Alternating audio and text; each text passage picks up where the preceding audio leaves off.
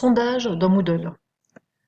Alors d'abord, sur le fonctionnement, les sondages dans Moodle sont des activités qui sont assez rudimentaires. En gros, vous posez une question à vos élèves, vous définissez plusieurs réponses possibles, ce sont des questions à choix multiples, et vous demandez à vos élèves de se prononcer sur une des réponses possibles. Et puis vous pouvez ensuite afficher de manière anonyme les scores des différentes réponses. Alors à quoi ça peut servir? Ça peut servir à faire un choix. D'ailleurs, en anglais, le module s'appelle Choice. Typiquement, quelle va être la destination du voyage d'études.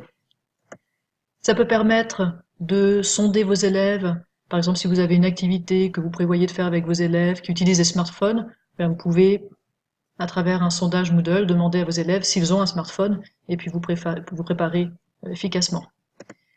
Ça peut être très pratique pour créer des groupes de travail.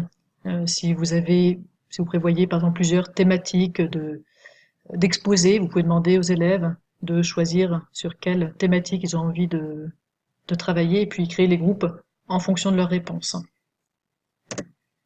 Enfin, ça peut servir de question d'accroche. Donc en général, en amont du cours, vous posez une question qui est un peu difficile, puis les élèves doivent se prononcer sur cette question et puis vous répondez à la question en classe après éventuellement un petit débat. Ce qui a été mesuré, c'est que quand on demande aux élèves de répondre à un sondage de cette nature, ils sont souvent plus attentifs en classe parce qu'ils se sont impliqués au moment de répondre, ils ont pris position et cette prise de position les incite à écouter davantage, soit pour comprendre pourquoi ils ont eu raison, soit pour comprendre pourquoi ils se sont trompés. Dans la vidéo suivante, je vous montre comment techniquement réaliser ce genre de sondage.